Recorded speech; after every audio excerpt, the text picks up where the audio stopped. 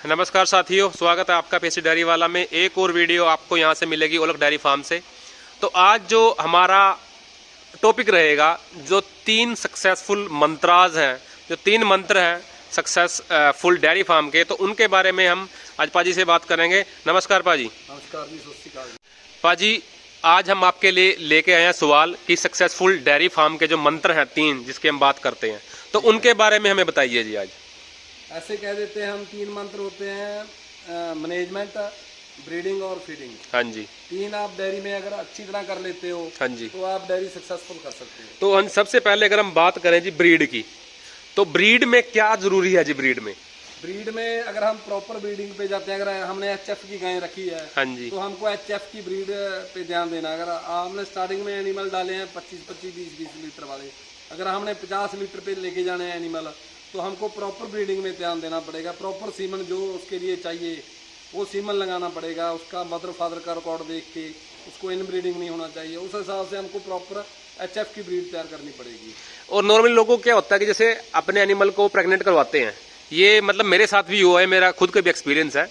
कई बार क्या होता है कि आप एक एनिमल को प्रेग्नेंट करवा रहे हैं, आपने एक बार करवाया, सेक्सर सीमन से नहीं हुई, आपने कन्वेंशनल भी लगवा लिया, आपसे फिर भी वो कंसीव नहीं हुई, तीसरे टाइम में हम डॉक्टर को बोल देते हैं भाई भर दो जो भी टिक्का है आपके पास। तो ये लोगों की ये प्रॉब्लम भी रहती है। तो उसके फिर हमें आगे फ्यूचर में क्या क्या नुकसान रहते हैं उस चीज़ के जी? उसके ये नुकसान रहते हैं आगे जाके, अगर बछड़ी बढ़िया नहीं आएगी फार्म पे, फार्म हमारा कामयाब होना है बछड़ी के ऊपर। हाँ जी। उसने गाय बांधना है, अगर वो बढ़िया नहीं, वो अपनी मदर से दूध कम देगी। हाँ जी। वो अगर बढ़िया नहीं होगी तो दूध कम आएगा, अगले साल हम बछड़ी हम कैसे सर्वाइव करेंगे फिर डेयरी फार्म में। और जो हम बात करते हैं जैसे जनरेशन का रिकॉर्ड बनाना पड़ता है हमें, इन ब्रीडिंग नहीं होनी चाहिए। तो अगर हम सपोज करो अगर हम इन ब्रीडिंग नहीं कर पा रहे, तो उससे इंप्रूवमेंट कितनी होती है जनरेशन में? जैसे हम अगर हम मुर्रा की बात करें यहाँ पे जो हरियाणा में हम रखते हैं, तो वहाँ पे नॉर्मली जो अगर कोई 8-10 किलो वाली भैंस को अगर इंजेक्शन लगवाते हैं अच्छे बुल का, तो उसमें हमें उतनी इंप्रूवमेंट नहीं मिलती जितनी हमें अगर एचएफ की बात करें। एचएफ में हमें अगर कोई गाय 20 लीटर दूध दे रही है, अगर उसका अच्छे बुल का इंजेक्शन लगवाए 25 लीटर पे बड़े आराम से चल जाती है। लेकिन भैंसों में ऐसा नहीं होता, इसका क्या रीजन है जी?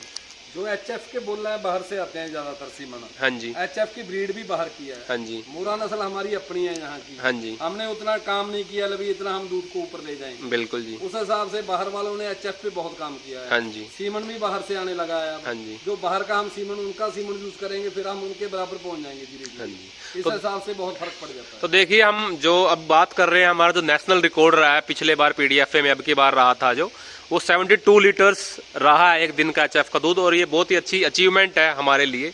और दूसरी बात, जो बड़े फार्म होने का ही फायदा होता है कि एक बुल को आप पूरे फार्म पे ट्राई कर सकते हो, उसे बच्चे कैसे आए उनका भी आप रिकॉर्ड रख सकते हो, और उसी बुल से फिर आगे आप उसके इंजेक्शन अपने दूसरे फार्मर्स को भी दे सकते हो। ब्रीडिंग फिर ही तैयार होगी अगर हम उसका रिकॉर्ड रखेंगे। बिल्कुल रिकॉर्ड रखेंगे। हम रिकॉर्ड नहीं रखते फार्म पे तो ब्रीडिंग हम कर नहीं सकते। हाँ जी। तो दूसरा हमारा जो सवाल आता है, हम बात करते हैं फीडिंग की। फीडिंग नॉर्मली जैसे हम एज ए ह्यूमन की हम बात करते हैं, हम अपने लिए अगर फीड की बात करें, हम जो खाते हैं हम उस पर भी इतना अच्छे से ध्यान नहीं देते। जैसे हम बात करते हैं हमें कितनी फैट चाहिए, कितने हमें कार्ब्स चाहिए, कितना हमें डेली प्रोटीन चाहिए, कितना फाइबर चाहिए। तो जब हम अपने लिए नहीं रख सकते, तो इनके लिए हम कैसे रख पाते हैं जी? इनके लिए भी हमको रखना पड़ेगा। हाँ जी। अगर हम इनके लिए प्रॉपर इनका ध्यान रख लेंगे फीडिंग का, हाँ जी, तो हम दूध भी प्रॉपर ले सकते हैं। हाँ जी। इसका बॉडी स्कोर भी कम नहीं होगा। जैसे गाय का हम बॉडी वेट के हिसाब से हम उसका प्रोटीन निकालेंगे। हाँ जी। कितना प्रोटीन चाहिए, उसका फार्मूलेशन वगैरह आप यूट्यूब पे सर्च करो, जहाँ कोई प्रॉपर न्यूट्रिशन डॉक्टर से आप कांटेक्ट करो। हाँ जी। वो आपको बताएगा। जैसे हम पीडीएस से कांटेक्ट है हमारा, आप डेयरी सोल्यूशन से, हाँ जी, वो हमारे फार्म पे आते हैं, वो हमारा न्यूट्रिशन देखते हैं फार्म का। हाँ जी। उनको पता होता है अभी इतना वेट है, इनको कितना प्रोटीन चाहिए, कितना फाइबर चाहिए, कितना इनको कार्बोहाइड्रेट चाहिए, उस हिसाब से हम फीड तैयार करवाते हैं। जो फार्मूलेशन हमको वो न्यूट्रिशन देते हैं, उस हिसाब से हम फार्मूलेशन। अगर छोटा फार्म होता है आपका नहीं पता, फिर भी यूनिवर्सिटी में आप कांटेक्ट कर सकते हैं, बहुत डॉक्टर हैं न्यूट्रिशन के, उनसे राय लेके उनके हिसाब से आप फीड तैयार करवा सकते हैं। और इसके साथ जो फीडिंग में सबसे इंपॉर्टेंट चीज़ आती है, मैं आपको दिखाना चाहूँगा, ये है जी साइलेज। मक्की का साइलेज है, और इसमें आप मक्की के दाने भी देख सकते हैं। तो ये कितना जरूरी है जी साइलेज, जिसे बोलते हैं आज के टाइम पे बोल दो कि हाँ जी जो गाय हैं वो बिना साइलेज के तो नहीं आप रख पाओगे, हरे से काम नहीं चलेगा। तो इसकी कितनी इंपॉर्टेंस है अगर हम साइलेज की बात करते हैं? साइलेज की इम्पोर्टेंट बहुत है। साइलेज का जो हम डालते हैं प्रॉपर स्टेज पे डालते हैं हम। हाँ जी। अगर अपना प्रॉपर सही हमने साइलेज डालना है, हाँ जी, उसमें हमको पता होता है अभी आप दाना कितना अनाज चाहिए हमको, कितना का प्रॉपर भी कितना प्रोटीन वगैरह कितना फाइबर है इसमें, उस हिसाब से हम डालेंगे आपको सर। जो हरा चारा हम डालते हैं, जहाँ तो हम एक साथ सारा हरा चारा बो देते हैं, हाँ जी, उस हिसाब से एकदम जहाँ तो कच्चा डालने शुरू कर देते हैं, हाँ जी, जहाँ ज्यादा पक जाता है, बिल्कुल जी, जो प्रॉपर टाइम पे हम उसको नहीं खिला सकते हैं। हाँ जी। मतलब कि एक जो अचार अगर जिसकी सबसे ज्यादा जो बेस्ट वैल्यू होती है एक पर्टिकुलर स्टेज पे होती है, बिल्कुल बिल्कुल उस स्टेज पे ही इकट्ठा करके हम इसको डाल लेते हैं और इनको जो वैल्यू मिलती है, न्यूट्रिशन वैल्यू मिलती है एनिमल को, वो सारा साल एक जैसी मिलती है और जो सबसे बेस्ट होती है वही मिलती है। बिल्कुल। हरे चारे में हम वैसा नहीं ले सकते। बिल्कुल, जैसे हरा चारा स्टार्टिंग में कटाई करते हैं और लेट जो आखिरी में कटाई करते हैं, उनकी न्यूट्रिशन वैल्यू में भी बहुत ज्यादा फर्क रहता है। बहुत फर्क है। और दूसरी बात हम जो करते हैं कि नॉर्मली जो लोग बात करते हैं, सबसे बड़ी जो बात हम जैसे मैं आपसे पूछना चाहूंगा एनर्जी वैल्यू के बारे में, जो एनर्जी लेवल होता है। लोग जो हम भी है जो नॉर्मली जो किसान है, हम जाके लेके आते हैं कहीं मार्केट से फीड लेके आते हैं, हम देख लेते हैं जिसमें 22% प्रोटीन है, इसमें 24% प्रोटीन है, उससे खुश होकर हम ले लेते हैं जी। लेकिन जो एचएफ में नॉर्मली बात करते हैं एनर्जी, तो एनर्जी कैसे मेंटेन करते हैं जी इनकी हम, जो एनर्जी लेवल होता है। जैसे नॉर्मली बोलते हैं कि साइलेज है, साइलेज में एनर्जी लेवल बहुत अच्छा होता है, ड्राई मैटर अच्छा होता है, जो कि हमें हरे चारे में नहीं मिलता। वो हम उसको चेकिंग जो आते हैं कंपनी वाले आते हैं, चाहे हमारे पास पीडीएस वाले आते हैं, जहाँ कारगिल वाले भी कर देते हैं, और कई वो आपका साइलेज चेक कर देंगे। हाँ जी, वो आपको बता देंगे कितनी न्यूट्रिशन वैल्यू है इसके, हाँ जी, कितनी एनर्जी है, सारा वो बता देंगे। हाँ जी, उस हिसाब से हम फीड तैयार करवाते हैं अपनी। ठीक है जी। उसके अकॉर्डिंग जितनी रिक्वायरमेंट होती है उनको हम देखते हैं। और ये जो रिक्वायरमेंट है ये जैसे कि ज्यादा दूध देने वाली है, कम दूध देने वाली है या ड्राई में होने वाली है, सबके अकॉर्डिंग ये अलग अलग बन जाती है। बिल्कुल बिल्कुल अलग अलग बन। तो देखिए, आपको एक पहलवान तैयार करना है, आपको एक गाय नहीं तैयार करनी है, उस माइंडसेट से आपको उसके अकॉर्डिंग उसको डाइट देनी है। जब एक पहलवान ने बॉडी बिल्डिंग के लिए या कुश्ती के लड़ने के लिए जाना जाता है, उससे जो 15 दिन पहले की तैयारी है वो अलग होती है, नॉर्मल डेज में उसकी तैयारी अलग होता है। वैसा ही इन गायों के साथ है, जब ये दूध दे रही होती है बहुत ज्यादा, उस टाइम इनको कुछ और देना पड़ता है, जब इनकी डिलीवरी होनी होती है इनको कुछ और डाइट देनी पड़ती है। डिफरेंट डाइट देनी पड़ती और हम तीसरी जो हम बात करते हैं कि जो मैनेजमेंट अपने आप में बहुत छोटा सा वर्ड है, लेकिन इसका यूज और इसकी वैल्यू है ये बहुत ज्यादा है। अगर हम बात करें मैनेजमेंट, तो किस तरह की मैनेजमेंट लगती है जो डेयरी फार्म में?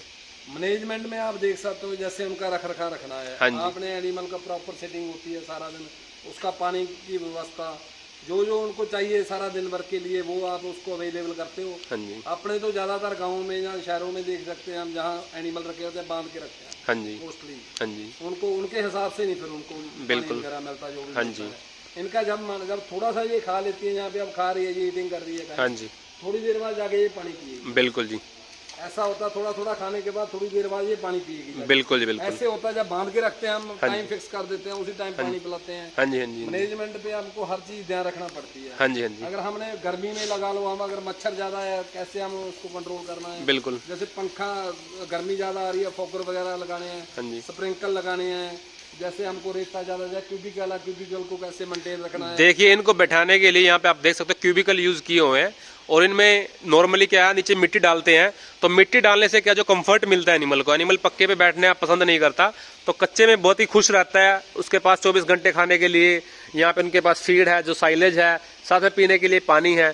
तो जैसे गर्मियों में हमारे साथ होता है, अगर हमें गर्मियों में बांध दे कोई और बोल दे कि आपको दिन में 4 बार पानी पीना है, तो ये हमारे लिए बड़ा ही अनकंफर्टेबल हो जाएगा। वैसे ही एनिमल के लिए भी, एनिमल को जब मन करे, आपको कोई जबरदस्ती पानी नहीं पिला सकता, बिल्कुल है ना। तो वैसे ही अगर आपको बोल दे कि गिलास पानी पी लो, आपका मूड नहीं है, आप नहीं पियोगे, तो वैसा एनिमल के साथ भी है। वो साइकोलॉजिकल फैक्ट है, जब गाय का मन कर रहा तभी पानी पिएगी, जब घास खाना तब घास खाएगी। इतना दूध देने के बाद इसने क्वांटल पानी पीना है। बिल्कुल, इतना ज्यादा दूध देना है।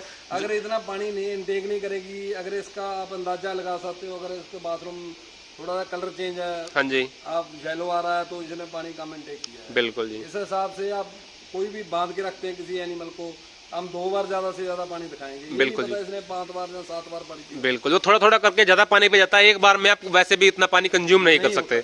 बिल्कुल बिल्कुल। जैसे हम खाना खाने से पहले कई बार ज्यादा पानी पी लेते हैं, तो हमसे खाना नहीं खाया जाता अच्छे से। तो ये देखिए मैनेजमेंट। और दूसरी बात हम बात करते हैं, मैनेजमेंट में और बात भी हो जाती है, हाँ जी, चेक करना भी कोई प्रॉब्लम तो नहीं है गाय को। हाँ जी, कभी भी हम ध्यान ही नहीं देते, हमने गाय रख ली, उसके बाद उसको मिल्क फीवर हुआ है या कोई भी प्रॉब्लम आती है, हाँ जी। इसके पैर खराब हो जाते हैं या कोई भी वो सारा मैनेजमेंट में आ जाता है, हम कैसे रखते हैं। तो जैसे यहाँ पे आप देख पाए, जैसे यहाँ पे इतने एनिमल है जी आपके पास, कुछ वहाँ बैठे हैं, कुछ यहाँ पे खड़े हैं, तो आप कैसे आइडेंटिफाई करते हो किसी एनिमल को भी, कैसे आइडेंटिफाई करते हो कि उसको प्रॉब्लम है या वो मतलब कोई साइड में चला जाता है या घास नहीं खाता, कैसे पता करते हो आप ये? वैसे तो इनके सबके वैसे तो एक बार टैग लगे हुए हैं सबके कानों हाँ को, जी, ये देखिए आप। आइडेंटिफाई करना है तो हाँ जी, उस हिसाब से अगर कोई बीमार एनिमल हो वो जुगाली नहीं करेगा, वो अलग से बैठेगा। बिल्कुल जी, उसको देखने से आप स्वस्थ एनिमल को देखने बिल्कुल। के बाद उसको हम आइडेंटिफाई कर सकते हैं। कि वो बीमार एनिमल है। ठीक है, जैसे और जैसे दूध वाले एनिमलों को तो दूध कम हो जाएगा, पता भी लगेगा। बिल्कुल, जब मिल्किंग में जाएगा तो पता लग जाएगा। हाँ जी, इस हिसाब से हम ठीक है। आइडिया लगा लेंगे। तो ये देखिए, ये थे जी आपके जो हम 3 मंत्र की बात करते हैं, आपकी जो फीड, ब्रीड और मैनेजमेंट। तो अगर इन चीज़ों का ध्यान रखेंगे तभी हम एक सक्सेसफुल जो डेयरी बिजनेस है उसको हम एक फ्यूचर की तरफ एक बड़े पैमाने पे हम उसको लेके जा सकते हैं।